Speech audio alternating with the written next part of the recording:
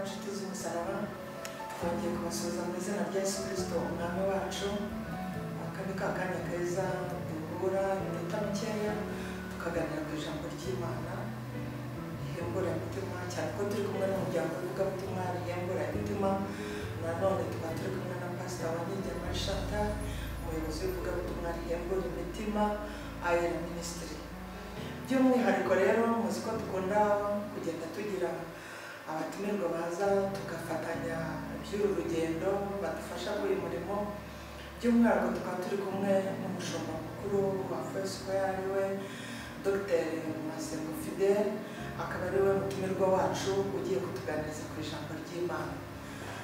Mperutse gusura status iwe nsanga hari ahantu yashyizeho ati aho kugira ngo tugire viewers benshi cyangwa abantu baflowinga ama status yacu cyangwa ama YouTube, twakurwana nuko baba benshi, ahubwo turwana yuko abantu baba abigishwa ba Yesu baza aribo bakurikiye abaribo ibyo turwana, cyane cyane ko ubu turi kurwana no kugira ngo duhembure imitima. Bimeze bite rero muri ino minsi? Reka atubwire impamvu yashyizeho iryo jambo, noneho natwe dukurikiye Minisiteri y'Ivugabutumwa rihembura imitima tujya kumvira ijambo ry'Imana, natwe bidufashe guhembuka imitima yacu mu gihe gisa n'iki, cyane cyane ko tukiri mu rugo, benshi batari kubasha kujya mu nsengero, bari mu rugo. Reka dufate akanya kumva iri jambo ry'Imana, dufatanyirize hamwe guhembura imitima yacu. Tumuhaye rero karibu Imana n'umugisha Bishop, karibu muri Ayera Ministry. Murakoze, ndashima Imana kuko imanya mwiza, ndashima Imana kuko kumenyana, ndetse ndashima Imana kuba Minisiteri y'Ivugabutumwa umurimo guhembura imitima, umurimo mwahisemo gukora muri iyi minsi, kandi mwahisemo neza, ndabizi neza yuko nta muntu wifuje gukorera Imana mwahisemo nabi. Pawulo yabwiye Timoteyo ngo umuntu niyifuza kuba umwepiskopi wazabahisemo umurimo mwiza. Ushaka kuvuga ngo umugabura w'ijambo uburyo butandukanye bwo gukoresha umurimo mwiza mutazaba. Warumbajije impamvu nashyize ririya jambo kuri status yanjye ya WhatsApp ndetse ngira ngo kuri Facebook, ivuga ngo nkuko duharanira kugira followers benshi kuri YouTube, tujye twibuka yuko Yesu nawe akeneye kugira followers, cyangwa tugomba gutoza n'abafollowers ba Yesu. Impamvu nabikoze nuko urebye muri iyi minsi abantu bose baraharanira kujya kuri social media, kandi by'umwihariko barifuza kujya kuri social media zitanga amafaranga, zishyura. Umuntu wese arimo arashaka kugira YouTube channel. Rero abana bahamagara bakubona ubundi utaragira YouTube channel yawe kandi sinyizi. Rero n'uwambwiye ngo umuntu gufungura YouTube channel agatekeraho, amara guteka akabwira abantu bakurikirane kugira ngo bizagere ahantu bamuhembera, unakigisha abamesa, unakigisha abari abana, unakigisha barazikora ibintu byinshi.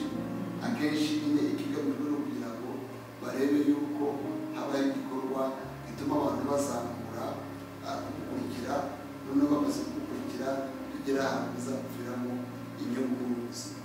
Rero ntabwo nabaye mu ntenga ibyo bikorwa, simfite n'uburenganzira bwo kubwira abantu kubera ko ibikorwa byanyu mwabijyanye kuri YouTube, ariko nabaye nanone gukebura abantu babwira ariko uko mushaka kwamamara kuri YouTube kugira ngo abantu bakurikirane mubone indonke n'inyungu mu buzima, mushake no kwamamaza Yesu, kuko mwibuke Yesu yaravuze ngo mugende muhindure abantu bose kuba abigishwa.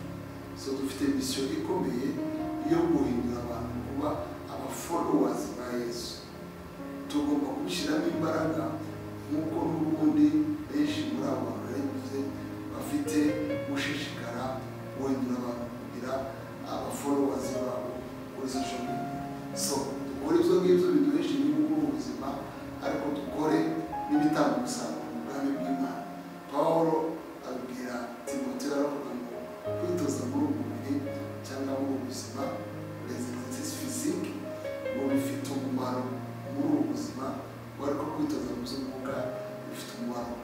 buzima no mu buzaza. Rero ni ngombwa ndabwira abantu ngo ko dushishikaye gukora muri ubu buzima dutekereze no ku buzima buzaza, dutekereze ubwami bw'Imana. Nahisemo kubaganiriza kuri Zaburi 23 kubera umwanya kugira ngo ndatinza unyumva, ariko cyane cyane ko Zaburi ngiye kuvuga abantu benshi bayizi.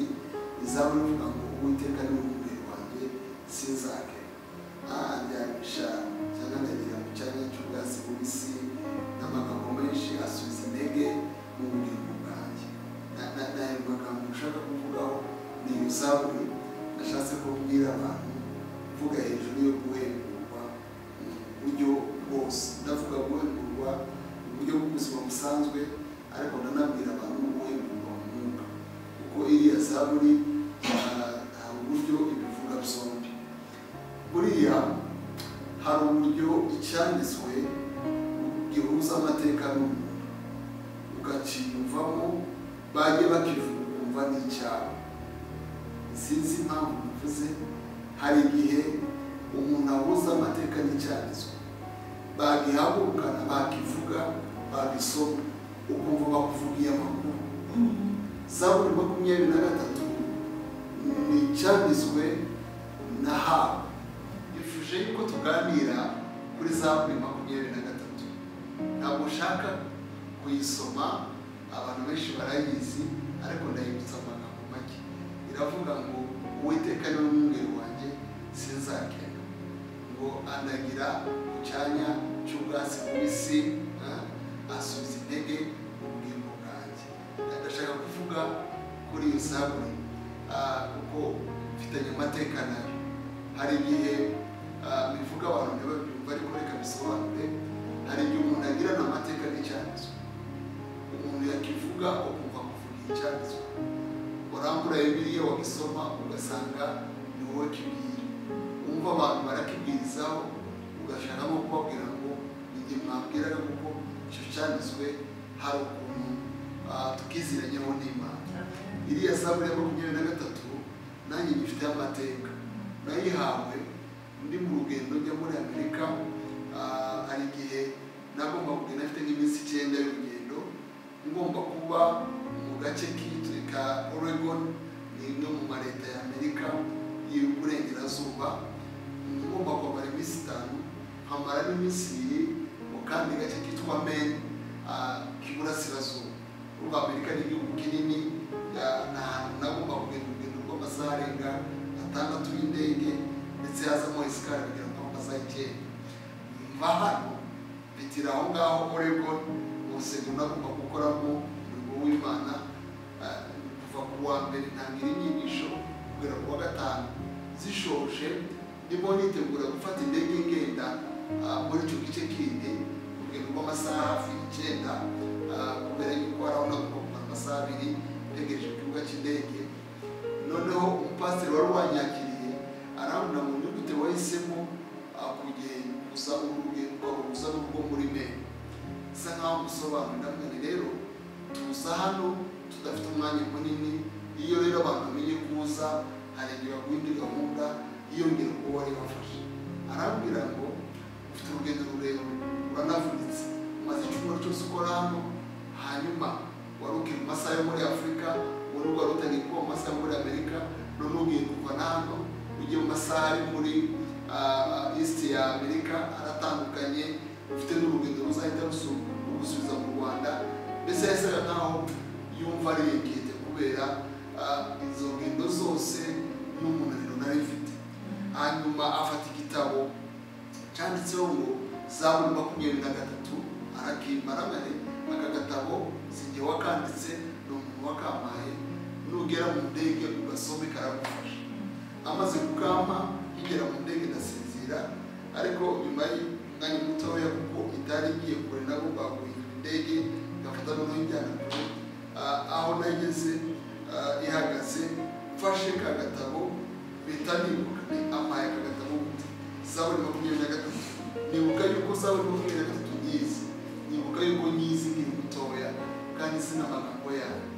Mpamvu bivuze niki nuko iriya Zaburi irazwi cyane. izwi n'abantu hafi ya bose. Ndaza kubabwira uburyo abantu bayikoresha rimwe na rimwe batazi ko ariyo banavuze. None ndabona ariko uyu muntu umugabo w'umunyamerika yamenye gute umwungeri ko batigeze baba mu cyaro nkanjye, ko batigeze baragira inka nkanjye, ni gute yatekereje kumva Zaburi 23? Nibwo ntekereza kuri ariya magambo numva haje inspiration. Imana inyibutsa ubuzima bw'umushumba n'umukumbi, inyibutsa umwungeri n'intama aragira. Bisa nkaho numvise mu buryo butangabuye, ntangira kuyitekerezaho cyane. Noneho Imana inyibutsa uburyo iriya Zaburi izwi cyane. Ingero zifatika n'izi ngizi. Abasirikare bari ku rugamba mu gitondo aravuga ngo Mana nubana nanjye n'undi, bivuga ngo numbere umwungeri. Sabo bonyine abafite amarandevu n'abantu bakomeye, reba ngo Mana unyobora ubane nanjye, bivuga ngo umbere umwungeri. Abahamagawe muri polisi cyangwa muri parike, Mana nujyana nanjye. So ni ingero nyinshi ushobora kuvuga. Abarwaje abantu mu bitaro, Mana nubana n'umurwayi wanjye. Ibyo byose abantu bakunze kubivuga. None Imana isanga kunyereka ukuntu ririya jambo tujye turivuga rimwe tutanaritekerejeho, itangira kunsobanurira ubutunzi bwayo. Inyereka uburyo Dawidi waryanditse yari umwungeri, yari azi cyane ubuzima bw'intama n'umwungeri. Mwibuke Dawidi avuga ngo igihe bamubwiraga ngo ntashobora guhangana Goliyati, aravuga ngo iyo intama zaterwaga narahubukaga nkazirwanirira. Rero mpita numva Dawidi yavuze ngo niwe mwungeri wanjye, azi amagambo neza avuga.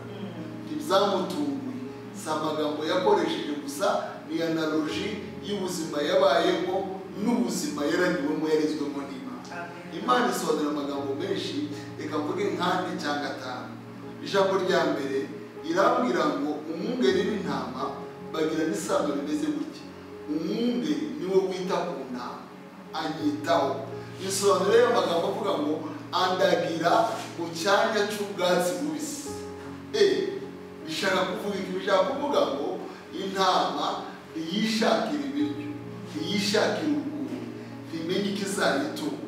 Umwungeri mwiza amenya ikizatunga intama, anyitaho. Imana itangira kumbwira uburyo inyitayeho. Buriya hari igihe tujya dutekereza yuko dutunzwe n'imirimo yacu, dutunzwe n'imiryango yacu, dutunzwe n'imitungo yacu, ariko mu by'ukuri dutunzwe n'Imana. Hari umuntu twize kuganira kuri iyi Zaburi, arambwira ngo ndatangaye, akazi ngira kampemba, udufaranga mpembwa, n'umubare w'abana ntuzi n'abandi bashamikiye kuri njyewe, iyo mbirebye iminsi 5 ntiyarangira, nyamara ukwezi kujya kurenga Imana ikidutunze, iranduze, anyitaho. Rero intama itunzwe n'umushumba, ayimenyera ibiryo, ayimenyera amazi, ayimenyera umuti, ibintu byose intama ikeneye umushumba n'ubushinzwe. Imana irambwira rero nk'uko umushumba yitaye ku mukumbi we, niko nanjye mwitayeho, anyitaho. Sinzi wowe unyumva muri uyu mwanya niba wumva uburemere bw'aya magambo. Iyo tuvuga ngo Imana itwitayeho, ntitwitayeho mu buzima busanzwe gusa, itwitaho mu buzima bw'umwuka no mu buzima busanzwe. Yita ku bwenge, yita ku marangamutima, yita kuri âme, yita kuri soul, yita kuri emotion, yita no kuri physique. Bivuga iyo Imana ituze umuntu ni holistic, ni umuntu wese, umuntu, umubiri, umuntu, ubugingo n'umuntu, umwuka. Bivuga ngo atwitaye mu buryo bwose. Ijambo rya kabiri numvise naryo rikomeye iriya Zaburi yanyigishije, ni ijambo rivuga ngo uretse kunyitaho, uretse kuba Imana itwitaho, aranampumuriza. Nta wundi muntu uhumuriza umuntu nk'Imana. Niyo bavuga ngo niyo ucitse intege, Imana niyo iguhumuriza. Sinzi ariya magambo ko muyumva kimwe. Hari ahantu umwanditsi w'iriya Zaburi avuga ngo naho nanyura mu gikombe cy'igicucu cy'urupfu, ngo sinzatinya ikibi cyose, kuko ari kumwe nanjye, ndetse mu nkoni ye n'ishimbo ye birampumuriza. naribajije ngo ni kangahe mu buzima bwacu tunyura mu bintu biteye ubwoba. Akenshi rero bitugeraho turi mu rugo, turi mu kazi, muri ubu buzima umubiri ubamo ibiteye ubwoba, ubuzima burimo ibiteye ubwoba. Mu bihe turimo bya korona hari ibiteye ubwoba, ariko Uwiteka niwe uvuga ngo arampumuriza. Ndimo ndavuga guhemuka. Buriya iyo umuntu ahemuka nuko aba yari yaguye igihumure. Hari umuntu rero ugwa igihumure, kandi ubuzima burahagije kugira ngo umuntu yumve asa nkaho ahwereye. Ukareba imbere yawe ukabona nta cyerekezo, ukareba impande ukabona birafunze, ukareba ibintu byose inyuma n'imbere n'impande zose ukabona ubutabazi. Hari umwami uguhumuriza. Intama buriya zitunzwe n'umwungeri, arazihumuriza ku manywa na nijoro. Hari ijambo Imana yanyibukije tugira umunsi ku munsi, ni ijambo rivuga ngo ntutinye. Ririya jambo riri inshuro muri Bibiliya zirenga 365, bivuga ngo buri munsi buri saha hari ijwi ritubwira ngo ntutinye, arampumuriza. Iyo ni ijambo rikomeye cyane. Ikindi, arandinda. Aya magambo nayo narayumvise numva arakomeye cyane. Nta muntu n'umwe uwo uzi umubano w'intama n'umwungeri atararagiye, ariko abaragiye inka, ababaye abashumba, bazi neza ukuntu umwungeri yitangira n'umukumbi. Buriya Dawidi avuga ariya magambo yibukaga intare yaje, idubu yaje, haje ibirura, haje ibintu byose bigamije guhungabanya ubuzima bw'umukumbi. Aravuga ariko arandinda. Ni amagambo akomeye cyane. Nta wundi muntu ushobora kurinda umukumbi. Nimuza kureba ukuntu umushumba abana n'umukumbi, awurarira amaso, awubereye maso, imbere n'inyuma arawugose, niwe umenya n'indwara, niwe umenya n'imiti. Ivuga ngo ubuzima bwanjye nanjye buri mu maboko y'umuntu undi. Yesu ahimbaza. Sinzatinya ikibi cyose kuko undinze, uri kumwe nanjye. Umwami rero tuvuga ari kumwe natwe muri ubu buzima, ari kumwe natwe no mu buzima bw'umwuka. Hari igihe n'ubundi umuntu areba ubuzima bw'umwuka akabona yapfuye byarangiye. Buriya aho umukristo atandukanye n'umupagani, si uko umukristo adakora icyaha, bose bakora ibyaha. Ariko umunyedini yakoze icyaha aravuga ngo data arampana, aranyica, simutunganya imbere. Ariko umukristo aravuga ngo naguye mu cyaha, ariko data w'imbabazi aranshaka ngo nsubire imbere. Bishaka kuvuga ngo ntuhunga data kuko uzi imbabazi za data. Mwibuka amakuru y'umwana w'ikirara, akimenya ko yaguye mu cyaha, akimenya ko ageze mu ngurube, yaravuze ngo nzajya kwa data mubwire ngo nagucumuyeho, nacumuye no kuyo mu ijuru, singwiriye kuba umwana, ariko unyemerere subire mu rupangu rwawe, subire mu rugo, niba urumbwira umugaragu. Bishaka kuvuga ngo yarazi yuko papa ari papa w'imbabazi. Irindi jambo, data arategura. Buriya nakunze ariya magambo cyane, ngo ategura ameza imbere y'abanzi banjye, ngo igikombe cyanjye kiraseseka. Ariya ni amagambo akomeye yo guhembura. Iyo umuntu rero yishwe n'inzara, iyo umuntu yaguye umuntu, iyo umuntu yakubitse mu buzima, aba akeneye umuntu umubwira ijambo rimusubizamo imbaraga. Rimwe na rimwe amagambo ntahagije, bikakenera n'ibikorwa bifatika yo kukubwira ngo ngwino nategure. Umwana w'ikirara ubuzima yari abayemo, yari akeneye umuntu umubwira ngo uracyafite agaciro muri uru rugo, garuka mu rugo rwa data twanateguye. Muribuka yuko se yamaze kumubona, amuhindurira imyenda, hanyuma ngo babaga imfizi, bahamagara barababona muze tujye tunywe, ngo kuko umwana wacu wari wazimiye yagarutse. Bivuga ngo arahembutse, ntabwo ipfuye kuko yageze kwa data. Ategura ameza ngo nuko bajya mu birori. Birashaka kuvuga iki? Mu buzima bwo mu mwuka hari igihe tujya kure. Hari umuririmbyi yavuze aravuga ngo iyo nayoze nkagucumuraho, ngo ntubura kunkunda ndakwiriye, ngo ikinsubizaho data ari ni ukumenya urukundo. Urwo rukundo ruracyariho, nirwo rutuma data iyo tugeze mu rugo ategura ibirori.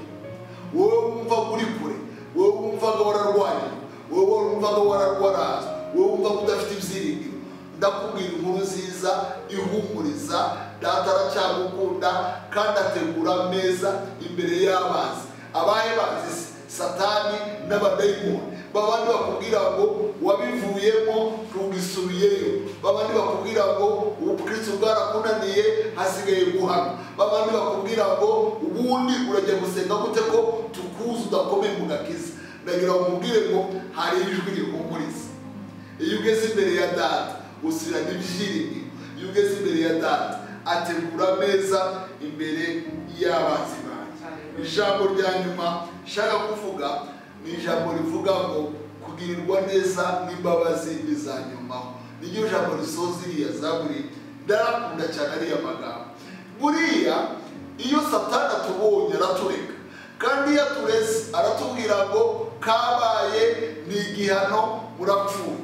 Ariko Uwiteka iyo abonye ikimenyetso cy'amaraso nta rundi rubanza acira. Niko muri ibyo yavuze. Iyo tugarutse kwa Data tuhasanga imbabazi, kugirirwa neza n'imbabazi. Mu guhumurizwa hari ugutegerejwe neza, ariko no guhabwa imbabazi. Iyo tugeze mu rugo rwa Data twongera gusubirana agaciro. Imbabazi z'Imana zirahari. Mwibuka ubuzima bwa Dawudi agwa mu cyaha, ariko umunsi yagarutse akigaruka gusa Uwiteka gusubiza imbabazi, ndetse aramubwira ngo nguha izindi mbabazi zo mu isi iri imbere. Bishaka kuvuga ngo izo mbabazi ziriho, ziri muri Kristo Yesu. Nta handi hari amahoro, ni muri Kristo Yesu. Hari uwabiri yaravuga ngo ni muri we, ni muri Yesu, nta handi wabonera amahoro.